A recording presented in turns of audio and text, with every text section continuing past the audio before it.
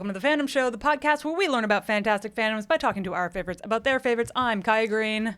I'm Stephanie Malik. And today, we are talking about a game that is best described as Google Maps, but fun. We are talking about Geoguessr. We are talking about Geoguessr. I'm so excied for this. You're always excited for this. Well, that makes it seem less exciting. No, you're just always quite excited. I am quite excited. And we like the thing we do. We like the thing, and aren't we lucky that we get to do it? It's not huge. I'm excited for us. I'm excited for us, and I'm excited for people who get to listen to this, who like to listen to that sort of thing. Okay, now if somebody is sitting here being like, what the hell is Geoguessr? Steph, what do you know about Geoguessr? Oh, I know. I think it's really cool. I learned it first as a team building activity where we all had to collectively figure it out. And I was like, team building's weird. But then I tried playing it on my own and I was like, this game is so hard, but so cool. So far, we know that it's cool. It's great. And a team building exercise. Team building is weird. Kaya, what do you want from me here? What do you know about Geoguessr then? I know it's Show me up. Show me. I know it's a game. No, but we ask our guests to explain the thing. I know. But that's... Are we in a fight? No. The first Fandom Show episode where we start with a fight. No. Oh, no. If only something could solve this, like geography. It could. That's possible. I guess we'll see whether it heals the divide, the rift that has come between us. No, what do you know about Geoguessr? I know that it is a game where you try and locate where you are on a map. And I don't really know more about it except that I have watched our guest play it and been wildly impressed. So impressed. Because I can't do what he did in front of my very eyes. In fact, the room full of people who was playing it against him at the time, none of us could do what he did. Oh my gosh! Like collectively, we all worked to try and figure out where we were because you're looking at Google Maps or whatever, and none of us got even close as he did. No, I mean, I'm not a geography aficionado. I'm not great at geography. I know you tried really hard to learn the shapes of the countries and play. What was that, Worldle? Yeah. What a weird mouthful. Yes. I do like trying to learn geography, and I suppose most of the time failing, but that's part of learning, right? Part of learning. You know who knows so much about Geoguessr? I believe it's our guest. Oh, we're back in a fight. And you're right. It's Gavin. Gavin is a Toronto-based sketch and improv comedian and actor. He's been performing comedy in Toronto for over a decade now, which is crazy to think about if you are him. Currently, Gavin, realized didn't say his last name, Pounds, can be found performing with Second City's touring company, as well as emerging from the sewer. Looking real pleased with himself. Gavin, how's it going? It's you. You come with your own air horns. That's the geography alarm. Whoa, it's geography time. They had to spruce up geography, so they made an alarm. Honestly, I love the idea of a team in charge of trying to make geography sexy. I don't know. Maybe we put sunglasses on Thailand. Oh shit, that's pretty good. That's pretty good, man. What if we say that the Red Bull has real meth in it there, or whatever? Perfect. Yeah, whatever works. That'll turn them on to the That'll get people into it. It's just 7 guys in like old suits being like, yeah, they're like jazz. Yeah, for some reason. I love it. In charge of geography's marketing. Yeah, doing copious lines of cocaine. Cocaine is absolutely We need something involved new. in We this. need something new. What's zippy? Physically in the 80s. They live in a wormhole that exists only in the 80s. And their shoulder pads are delightful. Huge. And they suck. And they suck as They people. suck. Yeah, they suck. But you know what doesn't suck? Geography. Hell yeah. That's right. Geography is Hell yeah. excellent, and we love to guess it. So we hack jobbed explaining, perhaps to someone who has never heard of Geoguessr. Well, you wouldn't say that went well? We're doing great. How would you explain Geoguessr to someone who's never heard of it? I think you did a fine job. I think you did a tremendous job. I think the only thing that would make it clearer is that you are dropped somewhere random on Google Street View, as opposed to the Google Maps, which is just kind of like the whole thing. So your POV is from the street, not bird's eye view style, right? I guess that makes sense. Usually when you're bird's eye view style, it just has the Street names the and name of locations. things. Yeah. The name of the city, the name of the country. That would really narrow things down. I think I'd be good at that game, though. Yeah. Just saying. Reading a map to the game. I'd crush it. I did some orienteering. I guess that is still a difficult thing that some people depending on how close you are, it'd probably be quite difficult if you're just in the forest. But yeah, no, it's based on Street View. So you've all seen Google Street View. It's that angle, looking down the street, being able to see things on the sides, and deducing from the information around, whether that be road lines, street signs, language, people, whatever, where you are in the world and trying to guess as close as possible. And this sounds like a niche thing, but this is a fairly large online community. These days, yeah, for sure. It's gotten bigger and bigger. So yeah, I would say it's quite big now at some point, to the point where I'm like afraid of coming off as an expert because I don't know that much in comparison to those that do. It's not the expert show; it's the fandom show. Yeah. Thank God. Yeah, you're safe. You're safe, buddy. You can be wrong about anything you want. I don't know it at all. It's a game where you guess history. just totally winging it. That's very funny. How did you get it? Like, how did this cross your path, and how did you find out that A, you loved it, and B, that you were really good at it? I mean, I wasn't good at it. I found it probably in like earlier than the pandemic, maybe like 2016, 2017. I had a coworker at Segway of Ontario, shout out. Like the bikes that you stand on. Yes, I used to be a tour guide at Segway of Ontario. Amazing. In between tours, we would play Geoguessr because, a coworker of mine introduced it to me, and I was like, oh, this is so cool because I've always been a big geography guy in general. Okay, that was going to be a question I would have. Is it, did you come in with the geography? Yeah, and like demography too, like groups of people living in certain places I've always found super interesting, and geographically like how that factors into their culture and identity and stuff. Anyway, so she showed it to me and I played it. Like I was like, oh, this is cool, and I'd play it when I was bored or something. But yeah, during the pandemic when like the competitive aspect of Geoguessr really like started to be launched and begun is when I got into it big time. So I'd play like casually here and there, maybe like twice a year from 2016 to 2020. And then 2020, I was like, well, pandemic, like this is a good... got time to kill. Yeah, this is a good... Let me get good at something. Yeah, it's this and Civ 6. Let's go. Let me feel like I'm in the world when I can't physically be in the world. Yeah, exactly. Maps. Okay, so when you sort of came in and decided, all right, I'm not just playing this casually, I'm going to get good at this, which I assume was a turning point in the pandemic when you're like, I got time. Yeah, did you decide to get good at it, or did it just like because you liked playing it, you got good at it? I think it was a matter of like, so like, how do I put this? So like the way that I would usually play Geoguessr is I would type in geoguessr.com on my computer and then play. Makes sense.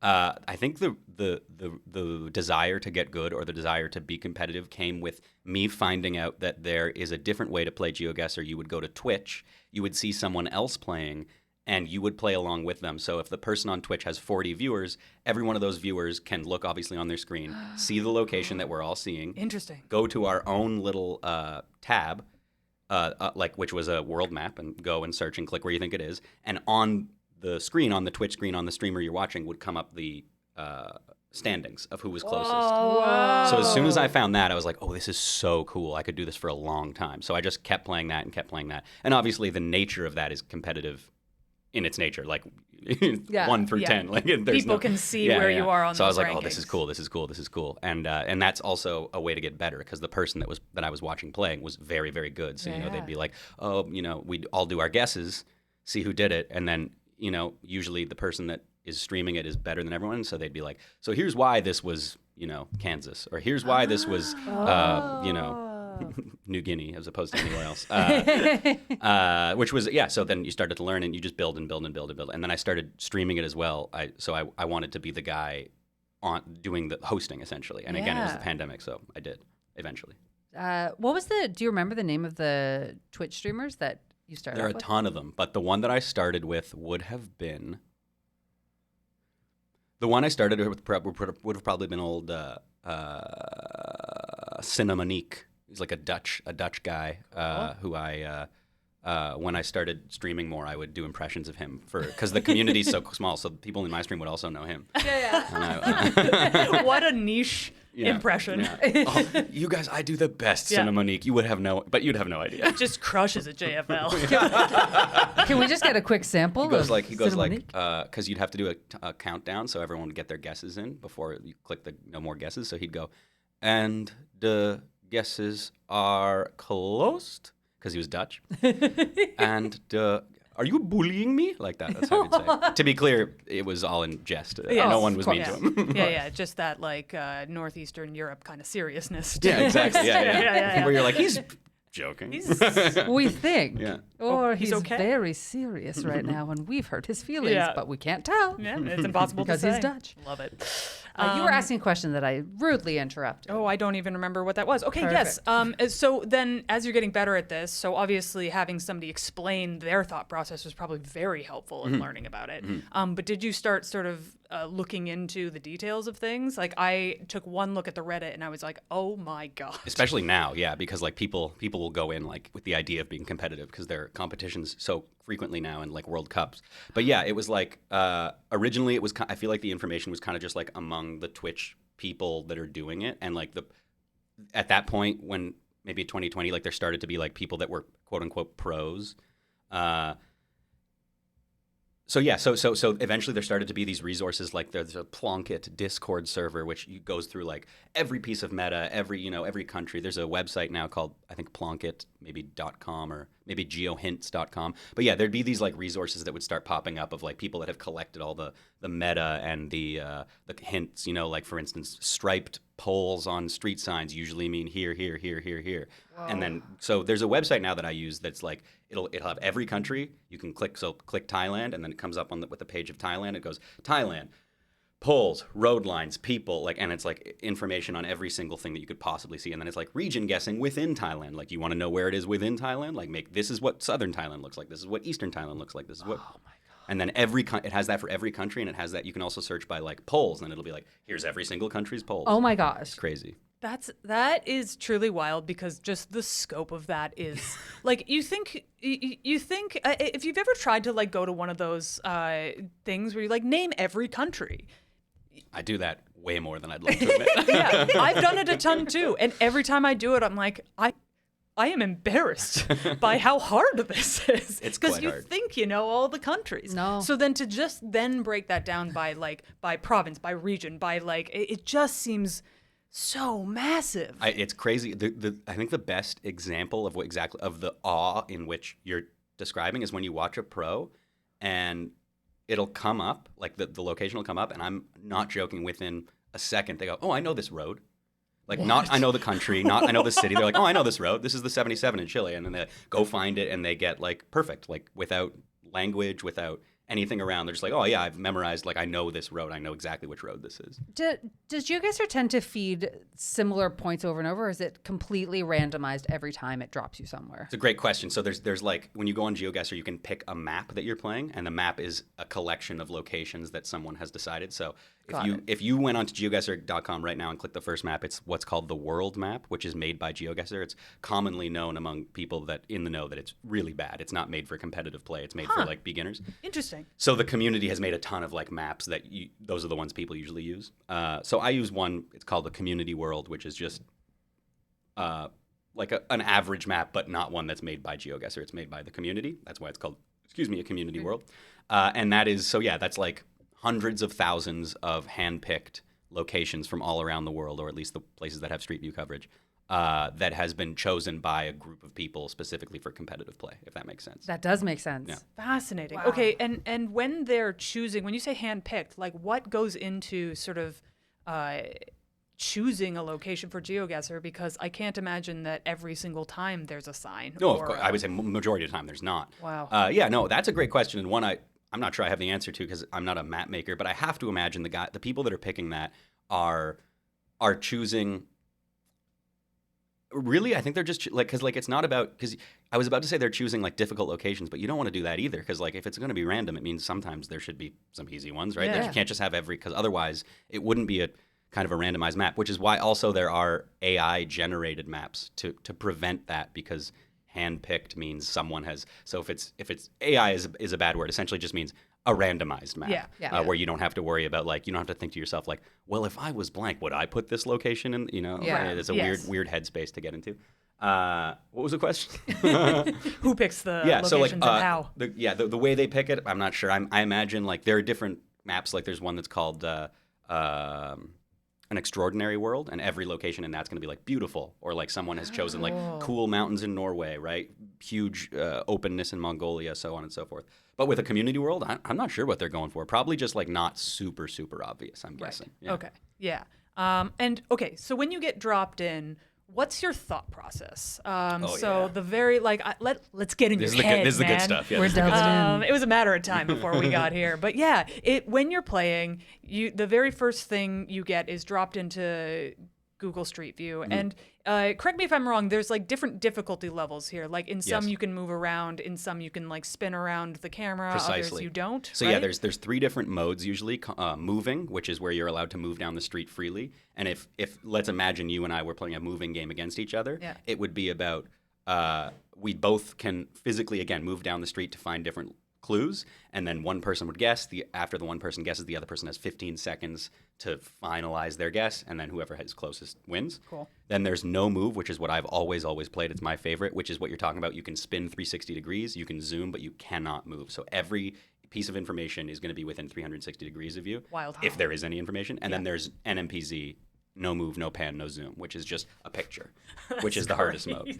Oh my. Yeah, those are the 3. But I've always played no move. It's my favorite. If you were doing competitive play like a World Championship or something, which we are circling back around to, but would all of those be different categories, or is it just whatever that acronym was? Yeah, so the World Cups and the World Championships and the kind of the competitiveness started in 2020 and has grown a ton since then. These days, it seems like there's like a World Cup every year, which I guess makes sense. People compete from all over the world. Like there are qualifiers, and then qualifiers for North America, qualifiers for Asia, and then they meet in. They seem pretty set on the following rules or route that they're doing it, which is first game it's best of 3 games. First game is moving. Second game is no move.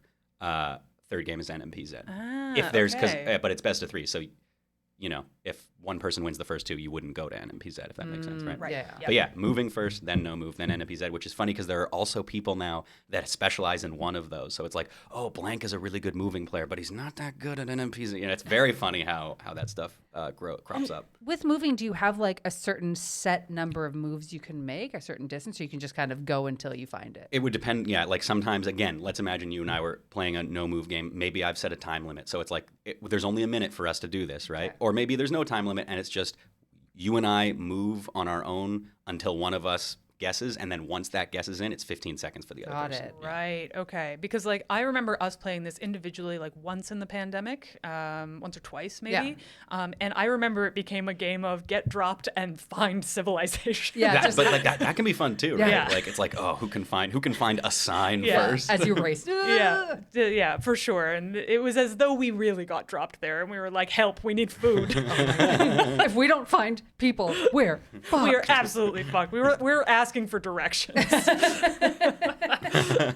Okay, but back to the original thing. If you, when you get dropped into this, what is the first like check mark list that you go through? I feel like it's less of a list and more of what you're greeted by immediately. So for me, it's always because if you can think of the way that it's always facing, it's facing down the road. Okay. So road lines, I think, are the thing that I look at first because they're very telling. Most countries have like pretty unique road lines, or at least parts of the world have super unique road lines.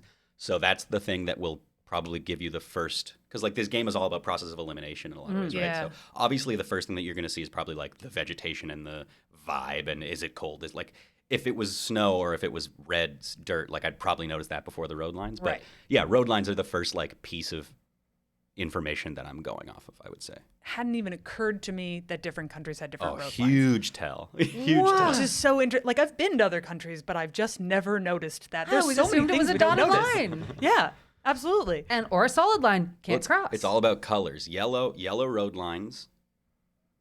There are always going to be exceptions in this game. Like 85 to 90% of the time, yellow road lines means you're in the Americas. Which is like huge. That's like how helpful is that? Cuts it away, cuts it half. Oh yeah, right narrows away. it down by continents. Yes, there are yellow lines in Thailand and Indonesia sometimes, but we don't need to talk about those. And I guess if you're then narrowing it down to it's North America or Thailand and Indonesia, you can probably then it's kill easier. Yeah, you're like, well, like this clearly isn't Indonesia. I see I was going to say a KFC as though they don't have those in Indonesia. I was trying to think of like a very North American thing that wouldn't Five be there. Guys? Yeah. Trying to think of something specifically, a no trespassing sign with a bunch of guns on it. Yeah, that's perfect. Yeah. Okay. So that can narrow it down, right? And are there other variants on it, like other colors? I assume white. I would love to talk about this. Yeah. Please. So if you see, so the other thing after road lines that a lot of the time you do is the sun, right? you're looking at Street View and you have a compass there. And if the sun is in the north of the screen, if the sun is in the north based on your compass, you're far more likely in the southern hemisphere of the world. And if the sun is in the south, you're far more likely in the northern hemisphere of the world. So if you see the sun in the north and you see white road lines, it's very, very likely you're in Chile, because Chile is the only country in all of the Americas that uses white road lines. How do you hold all this information in your brain? So much repetition. Practice. So much repetition. Making the mistake over and over again until you don't anymore. A couple months ago, I did only Indonesia, trying to get better at specific islands, like being like, this is Sumatra, this is Sulawesi. It's so hard. I don't know how those guys do it. It's so hard. I was trying to like learn the difference in pole tops. Excuse me, it's like this pole top means this part of this island, but this part of this island, and it's like this pole top, and I couldn't do it. Oh my god. Okay, yeah, let's get around to like signage, poles, the stuff you'd see out. So obviously, I'm sure the geography. This is all geography. Cycle back to another word. Topography. There we go. Topography, Landscape would probably make some difference. Huge help. Yeah. But I know you're also probably looking for street signs, right? Mm-hmm. And I understand poles are a big part of this. Poles are big. Brazilian poles, very unique. But yeah, so like main things are like road lines, sun, poles, bollards, which are those little markings along the sides of the road. If you can think of like a white rectangle with a little red circle in it or something, as if the kind of thing that'll catch the maybe headlights. So bollards are big because those are quite unique in different countries. And then the other thing that's very, very big that people probably wouldn't think of is the literal Google car that is driving the Street View camera around can be different based on the country. So in Guatemala, Kyrgyzstan, and Reunion Island, the big three. Yeah, the big three. In those Whenever three I'm countries, thinking about it, those are the big I feel like three. some people probably don't know about those places, but in those three specific places, and Ghana, and Mauritius, if you look down, you'll see a roof rack. Because those specific countries use a roof rack technology to house the camera that takes the pictures. Whoa! So you look down at the Google car. It can tell you a lot. The Google car is red only in Ukraine. The antennas will be different sizes and have different shapes depending on where you are in the world. So tons of stuff.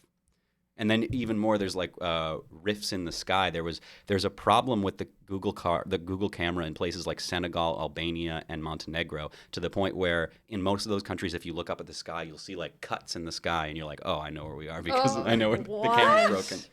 That how did people? I don't know if you know the answer to this, but how people discovered that? I have no idea. It played so much probably that like there were like 2 or 3 over the course of like a few days where they were like, I've noticed every time I'm in Senegal, there's like weird rifts in the sky. The sky is torn asunder. And then like I have heard somebody that came up with these to be like, that's how you start like a meta, is being like, I've noticed it 3 or 4 times. From now on, I'm going to assume that when I see that, it is that, and until I'm proven wrong, I'm assuming that that's the case. Oh, incredible. Have you sort of discovered your own metas at all? I'm not. People are doing this 12 hours a day. Like they've discovered the ones that are discoverable. I don't think I can. Can people make money playing Geoguessr? That's my follow-up. Yeah, the pros these days can, because the tournaments will give you like 5 figures, like 10 grand, 15 grand to win. Wow. They're all being flown to Sweden. That's where the last World Cup was. But like I cannot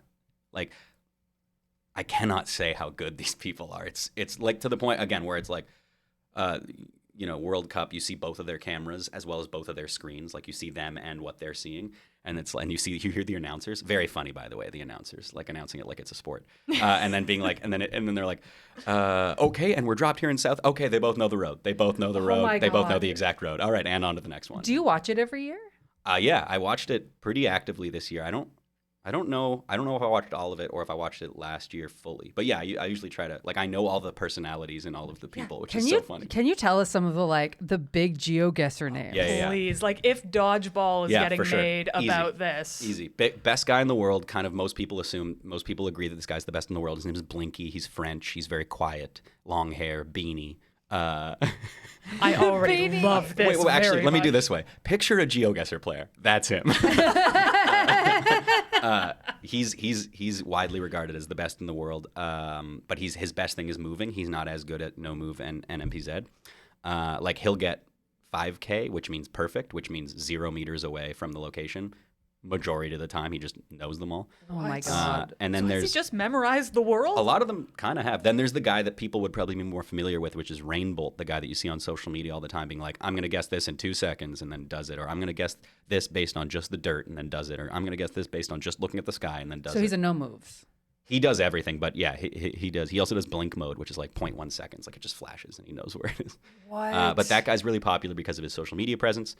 Those are the two big ones. And then like the other thing that's really interesting now is that like it's gotten over like the Asian players are starting to become like, because it was mostly North American and Europe Yeah.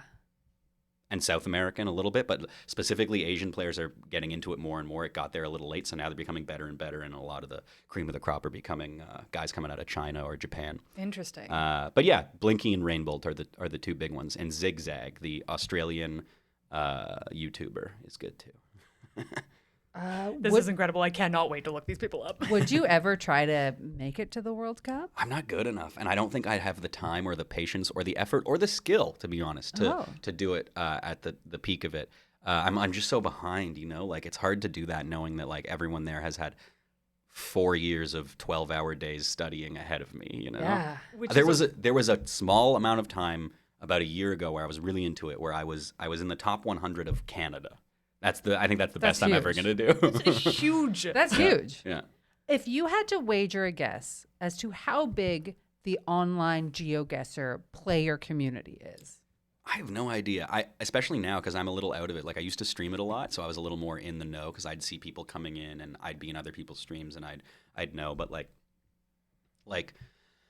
well, actually, I guess I can say this: like when the World Cup is on, I guess you can kind of guess based on the amount of viewers, right? Because that's most people are going to be watching that, and those I feel like hover between like maybe like 10K concurrent viewers, which isn't bad. Like 10K at a time. If I could get 10,000 people to watch a single thing I did at the same time, I would lose my mind and I'd be a millionaire. That'd be amazing.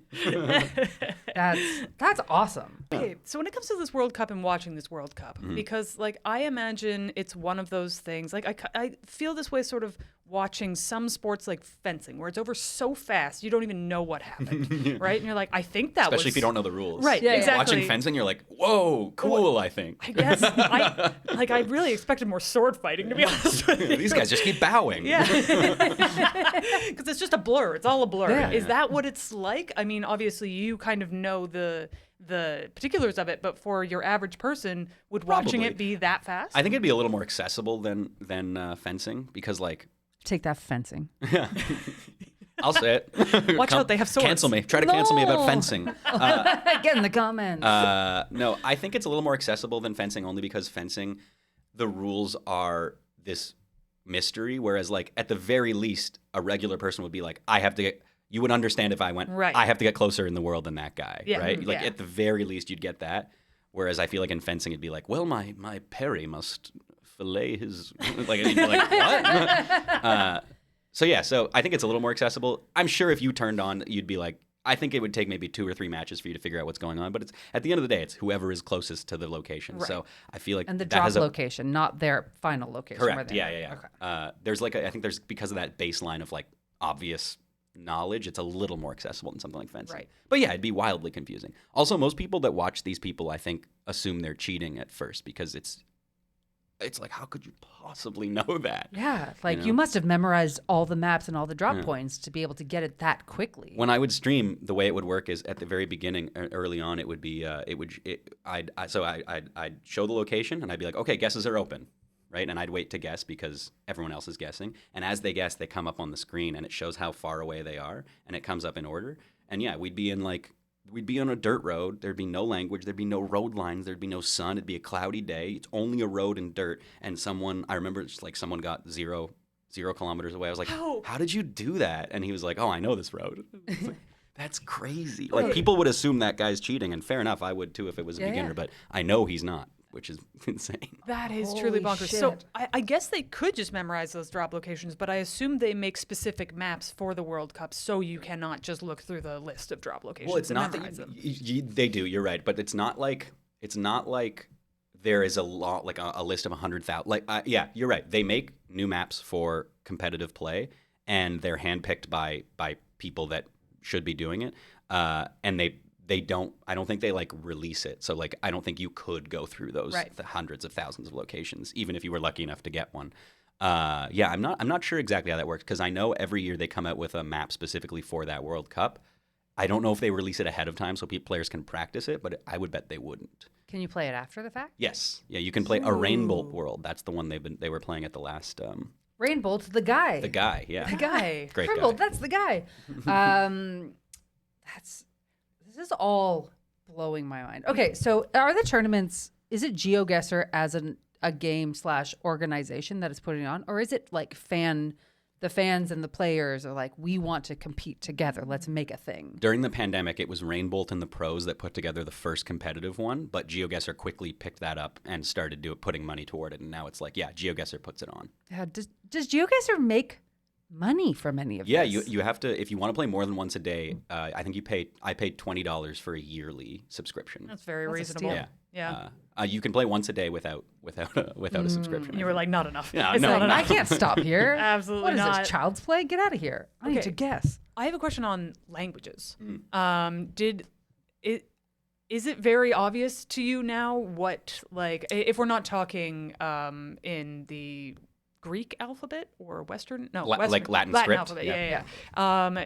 What did you have to sit down and learn what all of them were, or was it just repetition? I mean, this is probably something for the other segment in this show, whereas like I find I'm such like I think if I went back to school, it might be to like learn to like study languages. I just like I'm so interested in them. So a part of me was already interested in that, but yeah, I'm like so much better now because of this game. Yeah. Like I can definitely. I mean, this is a basic one, but yes, I can definitely do like the difference between Korean, Mandarin, Japanese. Like that's much. And I can do Spanish and Portuguese now, which is nice because that one's so tough. It's tricky, a lot of the time.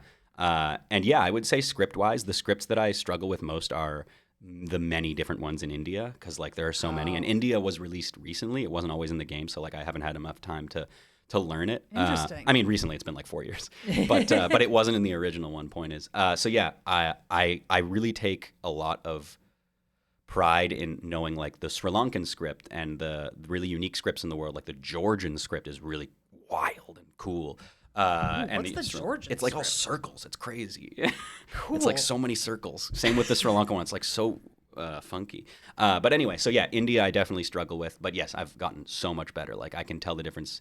I don't know if I'd be able to tell the difference between Thai and Cambodian, but like, yeah, like language is a lot better for sure now. Yeah, neat. Because India has something like 19 different languages.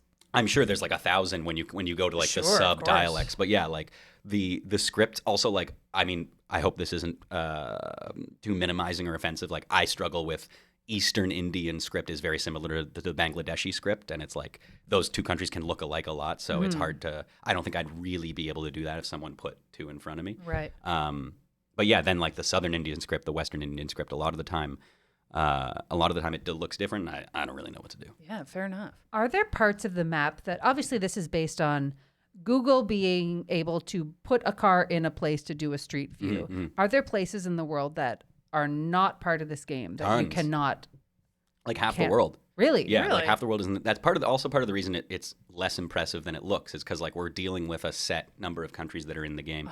Like the Okay. majority of Africa does not have coverage, right? Oh, A huge portion of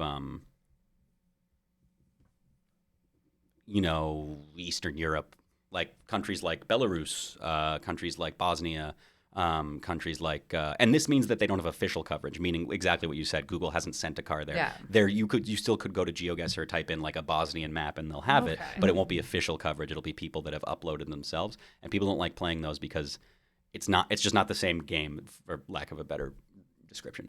Yeah, you're not necessarily immersed in that quite in the And same you're way. not doing all the things you've practiced. Like, you've kind of practiced these very specific set of skills. And Yeah. if it's unofficial coverage, for instance, the sun isn't accurate, so you can't base it's stuff like that. Yeah.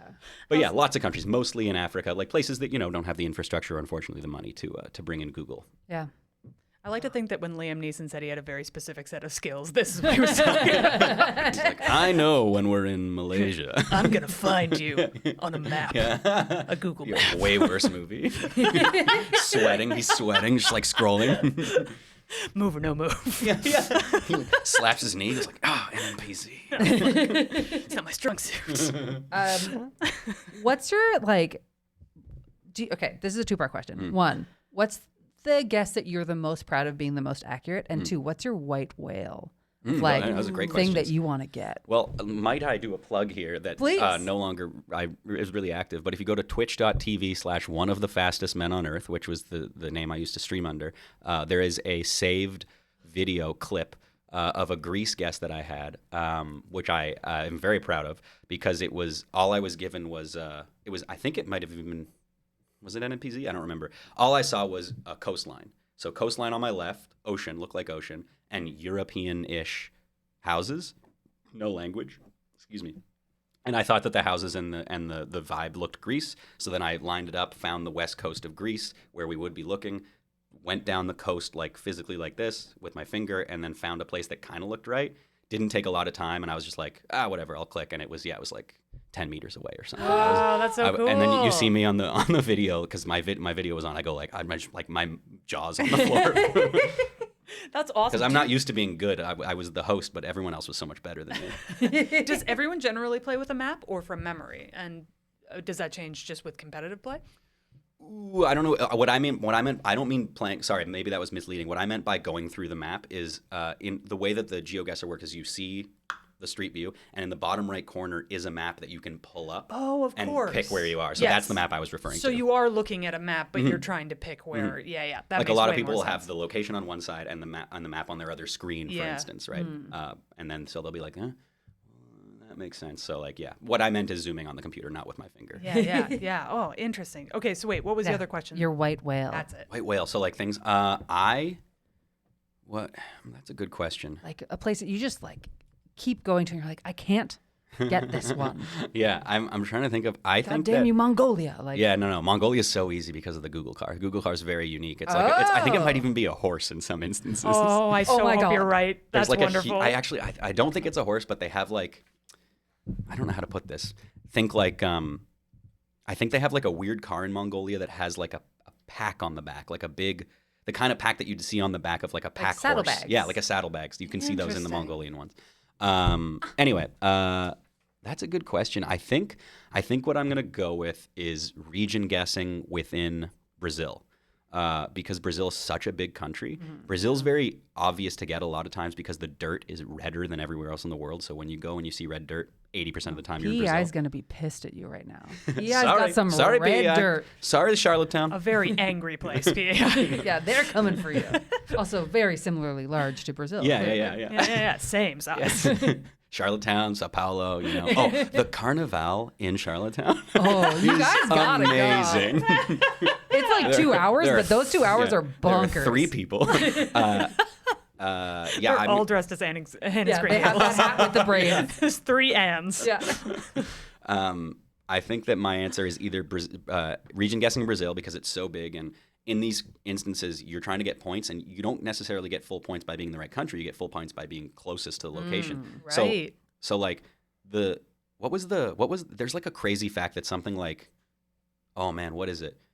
I think it's like Canada is closer to the northern tip of Brazil than the northern tip of Brazil is to the southern tip of Brazil. It's something like insane like that that you would never believe, but is true. So Brazil's huge. So point being, if I'm on the northern tip of Brazil and the answer is in the southern tip of Brazil, I might as well have not been in the right country. So region guessing within Brazil as well as Australia, huge deal. Because if I guess Western Australia and it's Eastern Australia, I might as well have been across the world. Doesn't matter. That must be so interesting in very long countries like Chile, where, or Brazil in this case, where, it just doesn't even make a difference. The cool thing about Chile, though, is that the parts of Chile are almost very recognizable because I don't know how much you know about Chile. It's very, very long, but super north is like Atacama Desert. It's like nothing, just desert, nothing. And then middle, like around Santiago, it's like mountains, like nothing else, mountains. And then you go further south and it starts being like almost like tundra style mountains. Whoa. So Chile is, but those 3 are so unique that you're like, if you're in Chile and you see that, you're like, oh, well, obviously I'm in the desert part. So yeah, those are interesting countries, but a lot of them have geographic features that make region guessing way easier, right? Right. That makes a lot of sense. If you're in Australia, you see mountains. Like Australia's not a very mountainous place, right? So you go right to the mountains. So it narrows it down dramatically. Bodies of water. Like, how can you tell the difference between an ocean and a lake generally? I can't. Usually I go based on like how big it looks. Like, I'm like, well, I can't see the other side. Yeah. Yeah. So unless it's the Great Lakes, it's probably Yeah. ocean. Or the Caspian Sea, baby. The Caspian Sea has messed me up a few times. your greatest enemy. Yeah, What's the Caspian doing to you? What's it doing? It just, I think it's an ocean. Although based on where it is, I don't know if any of those countries have ocean side. Anyway, I just remember I've been fooled by it a few times. I don't remember how, but yeah, bodies of water. I sometimes I can't tell. It can be helpful if you're in a city and you're like, oh, this city clearly has a river running through it, right? So I'm going to look for a city that has a river running the appropriate direction through it. Interesting. Yeah, bodies of water always get Bodies me. of water, Like tough. whenever it comes up in Jeopardy, I'm doomed. Me too, honestly. Like Really? even with all like, cause like I don't know, like I don't know where the I don't know where the Strait of blah blah blah is. Like Yeah. that's not in my game. I wasn't dropping you there. I must confess that as we were talking about this, I did have the passing thought of, man, you must be so good at the bodies of water section of Jeopardy. I'm probably like slightly better because of Geoguessr. Yeah. But like not as good as you'd think because I'm not really focused on those things. Yeah, you know? interesting. It is like, I guess, such a narrow subset of skills, mostly road-based. Yeah. Road-based signs. Oh, baby, signs. Stop. Did you know stop signs they're in like every country and they use English. They say stop. Really? Other than like the really fun one is Turkey because Turkey says dur, D-U-R, which I believe is stop in Turkish. Yeah. But almost every other country in Europe uses stop, S-T-O-P. The only place that can you guys guess the only place that needed to be different enough to use arrête on their Is it stop Quebec? sign? Yeah, It's Quebec France. for sure. France does not use arrête. Only No Quebec way. uses Quebec, arrête. you're a whole vibe, Quebec. You guys are wild. We did notice on one of our road trips that as soon as we crossed from Ontario to Quebec, the deer crossing sign got like way derpier. It was very fun. It's so funny. So yeah, keep an eye out. That stuff is fun, my friends. do the stop signs look the same in most countries? other than Most the countries, words? it's the exact same. It's really, really uniform at this point. Really? I can think of Malaysia uses their word, which I think it's Berenti. I don't know. Dur in Turkey, and then pero or alto in not pero, alto. Not the word but. Pare is what I was thinking of. Pare and alto in different Spanish-speaking countries, which I can't remember right now.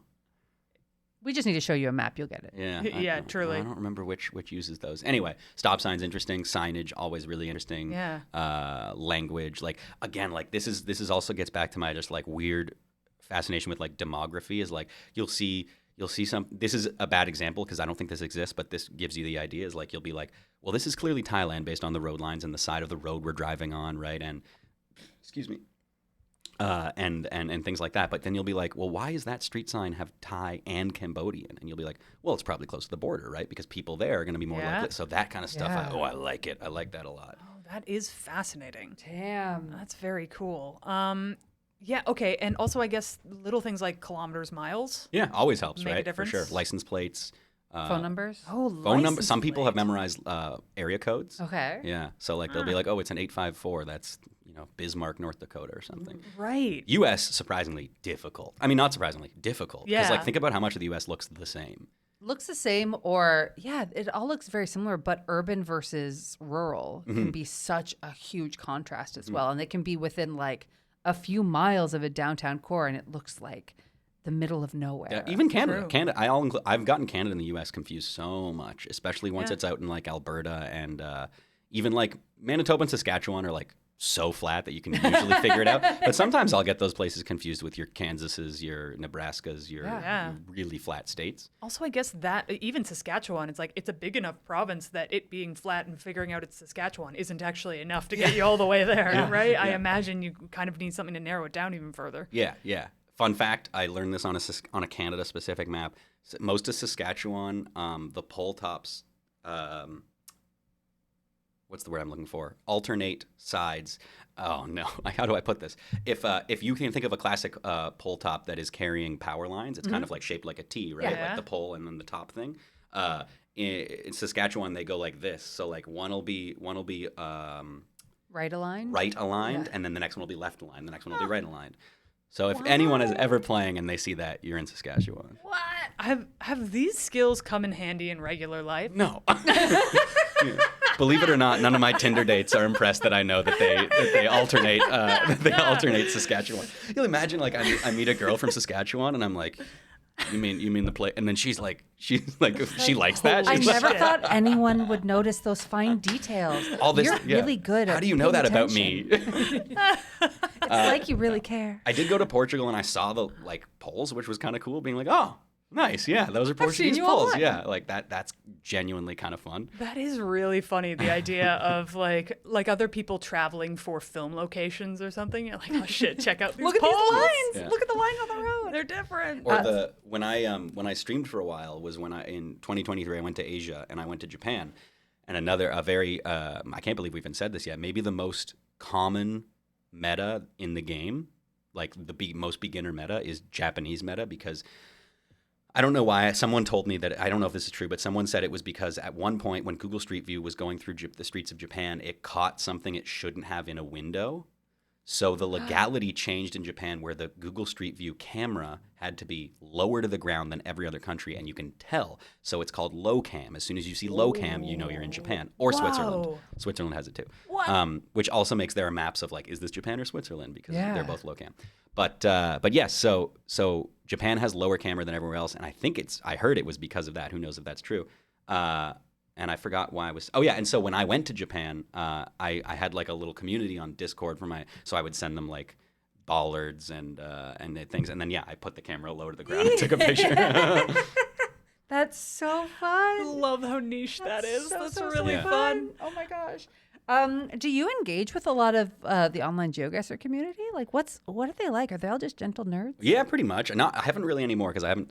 I'll stream like once a year these days because I haven't been. But yeah, like everyone's really supportive and kind and cool, and yeah, everyone has the same. I mean, I guess it's the same as any niche interest, right? Like once you find people that like the very specific thing that you do. Yeah, seems like very rarely is there ever like drama or something. Yeah, I think there was one guy that was caught cheating. I don't know how he was cheating, but You only cheat at yourself when yeah, you do that. Yeah, for real. that's Especially right. if you're also losing to people that aren't cheating. Yeah, that must just make you feel bad, and it should. It should. What's like the best thing when you've been dropped? What's one of the coolest things you've seen on Geoguessr? I saw in South Africa recently. I probably have a better answer to this, but in South Africa recently, I saw a flyer for like, I think it just said, "Sex don't work?" ? Like, call, and then it was like, call Doctor, like, and it was just a first name. It was like, call Dr. Dennis or something. It was written in Sharpie, and people had like taken little things off of it. I bet there's a better answer. What's really cool is a lot of time is seeing wild animals. I always thought that was cool. Like you're in. What's more likely is like you're in Russia and see like a wild dog or something. That's always cool, is seeing like, I think I saw a seal one time on the side in Chile, and like things like that's always cool. Does it ever help? No, I'm not good enough at animals. Right, unless they have like a phone number shaved into the side. And even then, I don't know phone numbers. Oh God. That's not how I study. If only there were a pole. Yeah, if only there was a pole growing out of the back of the seal. Has this made you want to travel at all? Like, if so, where do you want to go? Because of this? Definitely. I mean, I've always really liked travel for the same reasons that I talked about before. I like demography, I like geography, and I also really like traveling by myself because there's I don't know, there's something.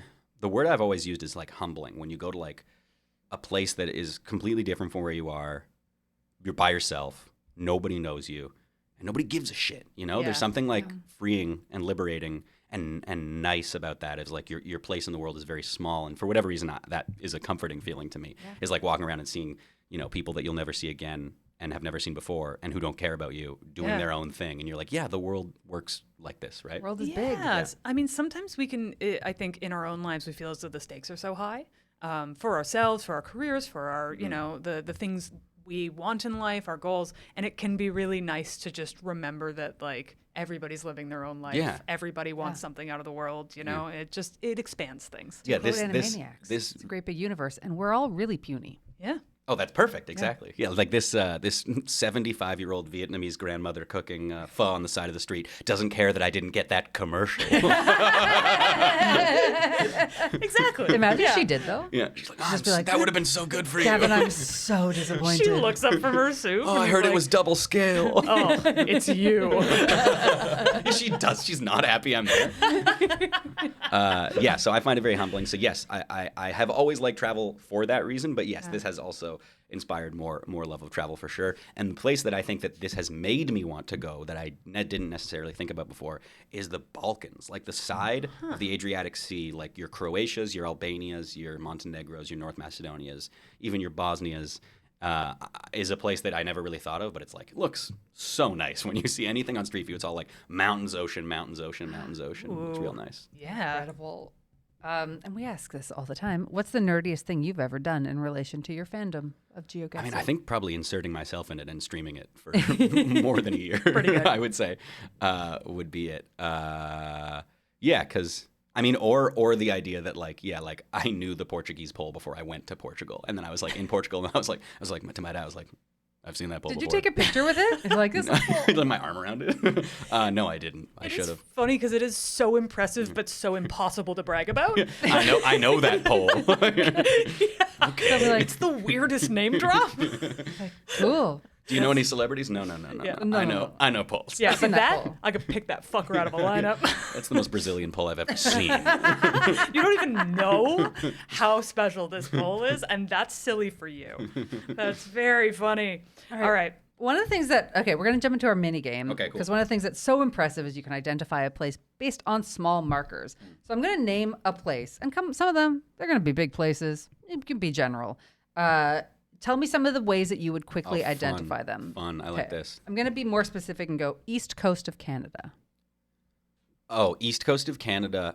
Well, obviously Quebec and New Brunswick both have a good amount of French. Quebec has the arrête, which is the big one. Quebec also has these weird signs that they put above their fire hydrants that nowhere else in the world does. It's this little weird thing. Not to mention, also Quebec on the highways has that or is it the fleur de lis? That Yeah. They have those on the, and then that New would narrow it Brunswick. down. New Brunswick has some French, and then Nova Scotia, more than anywhere else in Canada, has single yellow road lines as opposed to double in a lot of other places.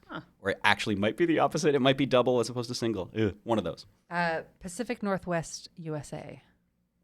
Like some mountains, but like very oceany. Vancouver comes up a lot in this game for whatever Really? reason. BC comes up a lot. Like it seems like BC, like Kamloops and Kelowna area come up way more than like your Seattle's area or your Portland area.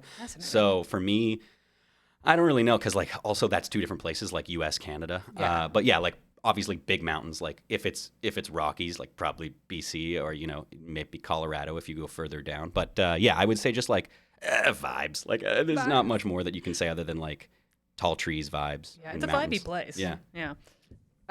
Let's go Southern Great Britain. Southern, I don't have enough region guessing for Southern UK. I would usually just go like maybe if it looks less like People look sad. well like Southern, I would expect them to look happier because I feel like it'd be a little hotter. Does that make sense? Yeah. But like you can do like Scotland, right? You can notice when you're in Scotland because of like the vibes and the mountains eventually. Yeah. Also, so UK has obviously drives on the left. UK has yellow back license plate but white front license plates, whereas Ireland, which is not included in the UK, doesn't. So that's a really good way to tell between those. And then so yeah, Southern UK.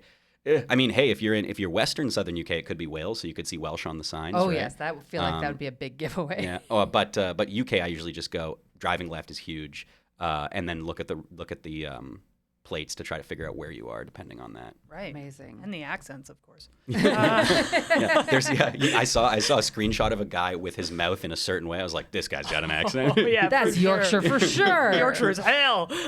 Okay. What about Poland? Oh, great one. I love this one. So, okay. In Europe, there is a road crossing sign. It's blue with a man walking across it.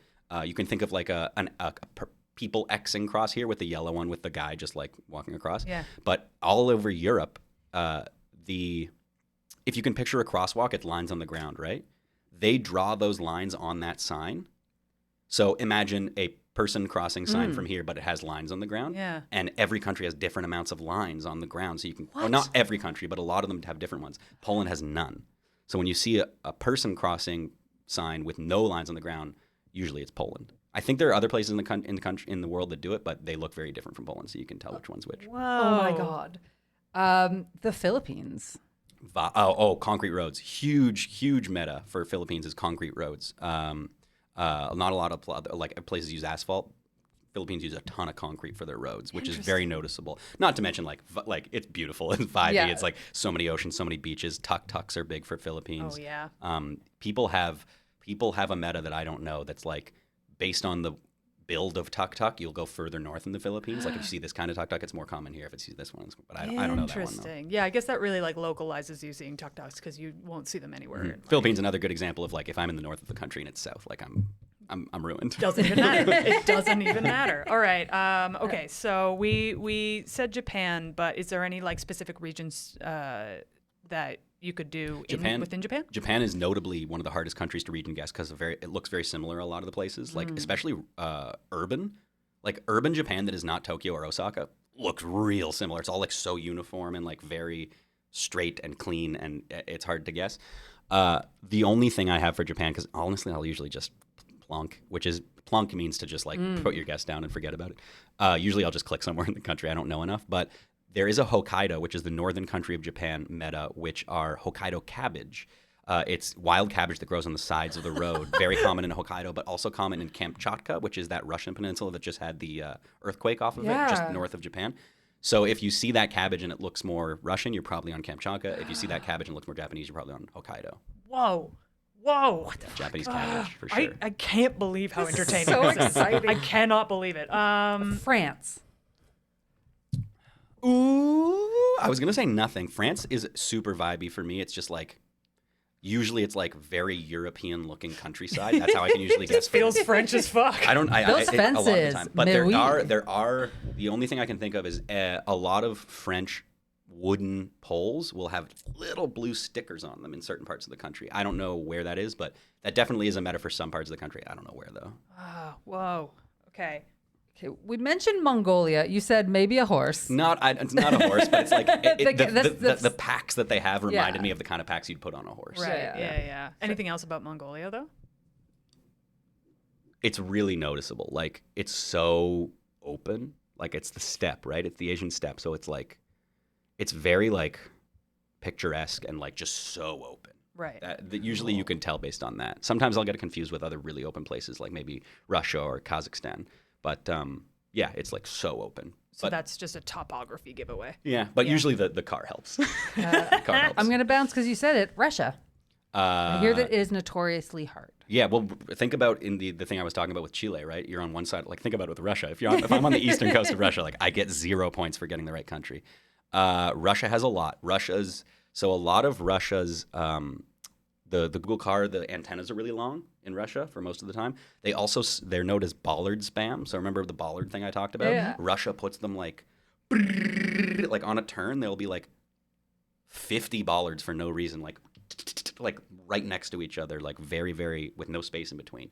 That's really common in Russia. Huge, wide highways, and obviously Cyrillic. Cyrillic is going to help a lot, but not as much because there are, Bulgaria uses Cyrillic, Serbia uses Cyrillic.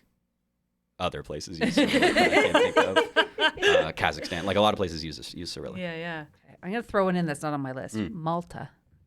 Malta, I think Malta drives on the left if I'm not mistaken, and it's you're never in like rural Malta, right? Like you're rarely in rural Malta because it's so small. Yeah. So you can usually tell because it's like everything's so close together. It's very European looking. Like there's no mistaking where you are continent wise. And then you're driving on the left and you're like, that doesn't make any sense. Like this wouldn't be like a tiny Spanish street or a tiny Spanish town. And everything's everything's so close and like seems to be made of like stone and maybe not stone, but like it feels like a very dense left-handed driving.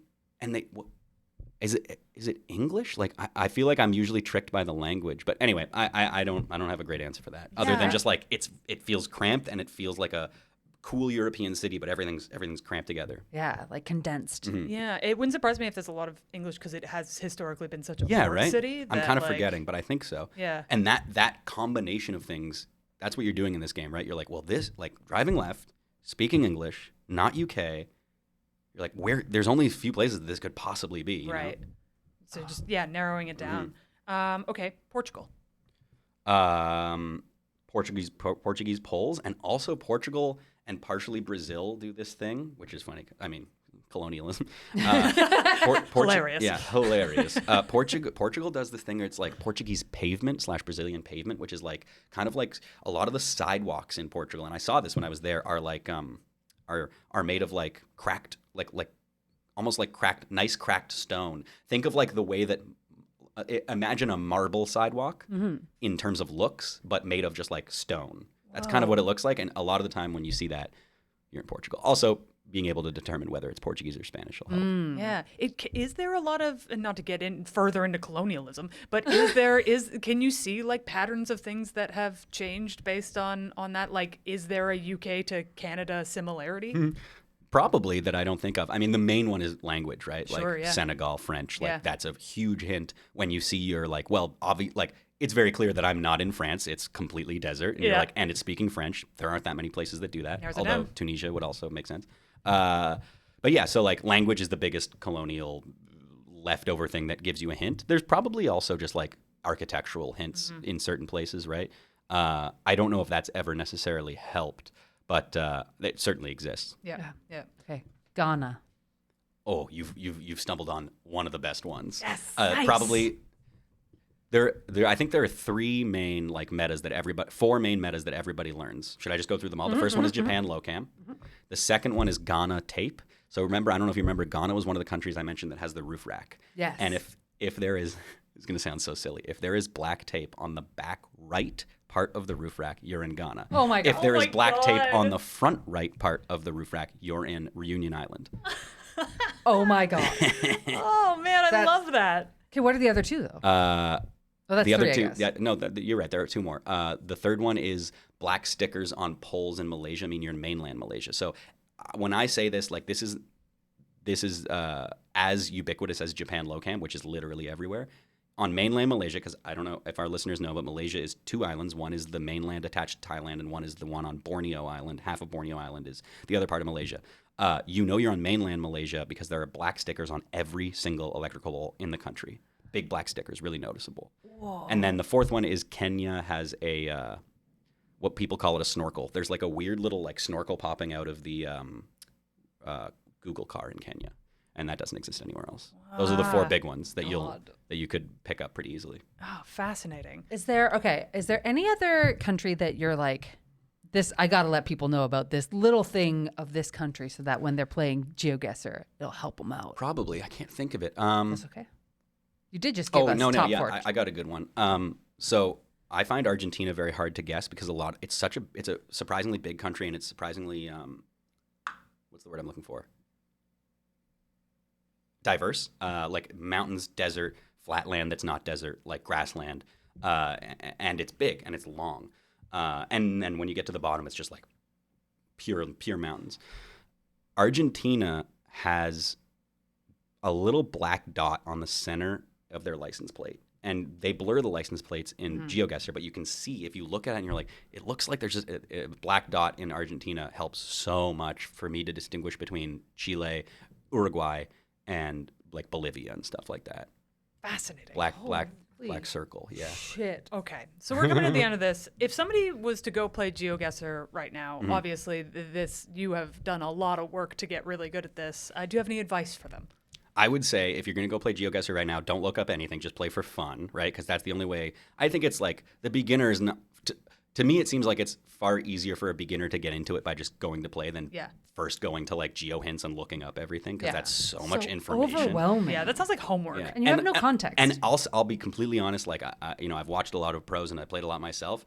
As much of the meta I've talked about, vibes are way more important. Like being able to be like, this feels like blank because I know blank is way more important than anything I've said. Interesting. One more time. What was the question? Oh, I was going somewhere do you have with any this. advice for beginners? So first of all, play, but I definitely recommend when you go to geoguessr.com, find the search function and search for a community world and play that map. Don't play the world map. It on your first time, it starts you at like the Eiffel Tower, so it can get people used to it. Got it. And I find that is even as a beginner is so boring. So I would say, and then again, don't play the world map because it's not good. Make sure you're playing a community-made map would be the main thing I would say. Cool. And then have a good time. Do whatever you want. Nice. Incredible. Well, at the end of every episode, we like to share our micro fandoms of the week, which we're going to do in just a moment. But before we do, come hang out with us. Come connect with us. This show will always be free, but as we mentioned off the top, you can support in many different ways, including joining us at patreon.com/The Fandom Show. Patreon.com/The Fandom Show. Come join out. Listen to episodes early, submit questions, enjoy our Nerds Letter, listen to the podcast we have on there, the fan club. Or just say hello. You can also find us on social media at Fandom Show Pod or at our website, thefandomshow.com. We have some merch, so if you want to snag that, you can head over to thefandomshow.dashery.com. And please tell all of your nerdiest friends about us, or if you feel so inclined, your regular friends. And if you can get on your podcast provider of choice, wherever that may be, and do a little rate, review, and subscribe. We've talked about it before. You know the deal, but we have goals of spreading the joys of fandom all over the world. And in order to do that, more people need to find us. And since our show is about literally everything, it is sometimes difficult for people to locate where we are. So you have the ability to get people here by doing a little review, doing a little rate, doing a little subscribe. It can be a one-word review. Tell us what your polls look like. That's right. What and do we your mean polls your look like? polls, nothing weird. Yeah. Oh, God, we've opened Pandora's box. I was specific.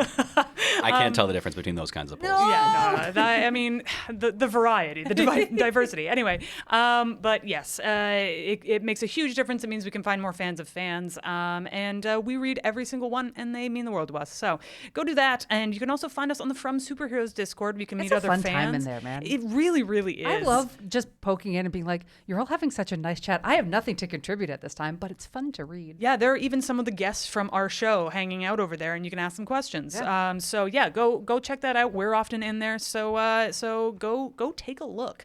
And now onto our micro fandoms for the week, starting with you, Steph. Look, you're all going to hear this one, and you're going to be like, Steph, literally? How is that just now that you just got into this? This is so embarrassing for you. We just started watching more Dropout TV. More. I mean, we've watched some before. It's not done. But mostly through socials. You're so defensive against I'm no one. Look, come at me. As Brendan will say, get in the comments. No, we've just, we got a subscription again and have been watching a lot of Game Changer and Make Some Noise. Particularly loving the Noise Boys right now. That's Zach Oyama, Brendan Lee Mulligan, and Josh, don't know his last name, but he does the seagull voice. Mm-hmm. Ruben? I believe you. Yep. Yeah, it's just been a lot of fun. Also, just love the fact that they're making improv cool. They're coming to as cool as it'll ever be. Yeah. Look, improv will never be cool, but they're making it as cool as possible. They're also, some of them are coming to Toronto in September, so I'm very excited to go watch them as part of Just for Laughs Festival. So that's been it. Just getting caught up on years and years of content, which has been delightful. Kaya, what you nerding? I have a new music obsession. I know you hate the name of this band very much. Oh, it's so upsetting. The band is called Wet Leg. No, but I can't care for it. Yeah, that is very, very fair. But their new album, Moisturizer, is very, very fun. No. No. Okay, I know this sounds like what I'm recommending you is gross, but I'm not in control of what they called themselves. Their music is good. Their music is good. Their music is very good. The music. Objectively good. Yes. So like if you like the Beaches, or if you like sort of a girl rock sound that feels as though it should be on the Scott Pilgrim soundtrack, that's kind of the energy this has. There's one song called Catch These Fists that absolutely needs to be on a fight scene. It's very like high energy. It's very, very fun, and their lyrics are great, even if their band name is not. And that is up to you to decide. Maybe you love it. Who knows? But yeah, that's what I'm into. It's on repeat at the moment. All right, Gavin. I have two. I've been watching a YouTube series called Jetlag the Game. I don't know if you guys know that. It's like those guys. Maybe you've seen like their thumbnails, like very, very clickbaity thumbnails on YouTube that are like, we played tag across Europe, or like we played hide and seek across Japan. Yes. The kind of thing that originally I scrolled by, I was like, I'm never gonna watch that. And then I like watched one, I was like, fuck, I really like it. So I've watched the entirety of the catalog of that over the past few months, which is great. It's just like essentially it's like DIY Amazing Race made by like 3 friends who are funny, and I like it quite a lot. Love that. And then other than that, this isn't new. I'm a big Pokemon guy. I've been watching a lot of Nuzlockes, which are like a specific challenge of how to play the Pokemon game. So I've been watching a lot of those. What is the specific challenge? Well, you've played these enough, somewhat familiar. Well, Pokemon is a game where you go catch Pokemon and fight battles, essentially, right? And then when your Pokemon die, you go to the Pokemon Center and you heal them and you go fight more battles. In this round, anytime a Pokemon dies, it's dead for good. So you cannot have anyone die. Permadeath. Oh my God, devastating. And I like watching those. I like the strategy that goes into it. So that's what I've been doing. Do people get attached to their Pokemon and then their Pokemon die and then they get sad? You know what's really funny? One of the literal rules of a Nuzlocke is you have to nickname all your Pokemon so that you become attached. Oh my God, that's so funny. I respect that. That's such a funny question, considering how specific an answer there was. It really feels as though there shouldn't be a specific trying to answer hurt to that. you. They're There trying to is. hurt. That's great. Just makes you feel it. Oh my gosh, Cool. I love that. Thank you so much, Gavin. Thank you for having me. Where That can was so people much fun. Find you? What do you want to plug? I don't have anyone to plug. Are you gonna Twitch streams again? Yeah, I mean, you can follow me at one of the fastest men on earth on Twitch. I'll probably do that at some point next time. Maybe I have COVID or something. Let us know. We'll post about it on our Discord right, so nice, people can nice, come nice. in and watch. Yeah, at gavin.lbs on Instagram is where I'm doing most of my stuff. You can come to, I suppose you could come to, oh God, what is the title of our show? Not Safe for Work. City. Second City presents Not Safe for Work at Second City. You can see that, or you can try the challenge link that will be posted in the description. Maybe we can all play it. Yeah, we're all gonna play. See who does the best. It's not gonna be me. It's not. Also, Would be either of us. I got so excited during this, I sweat way more than I thought I would.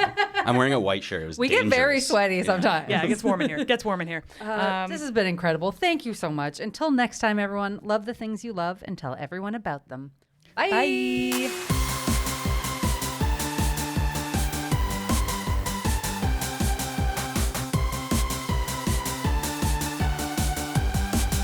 And we did it.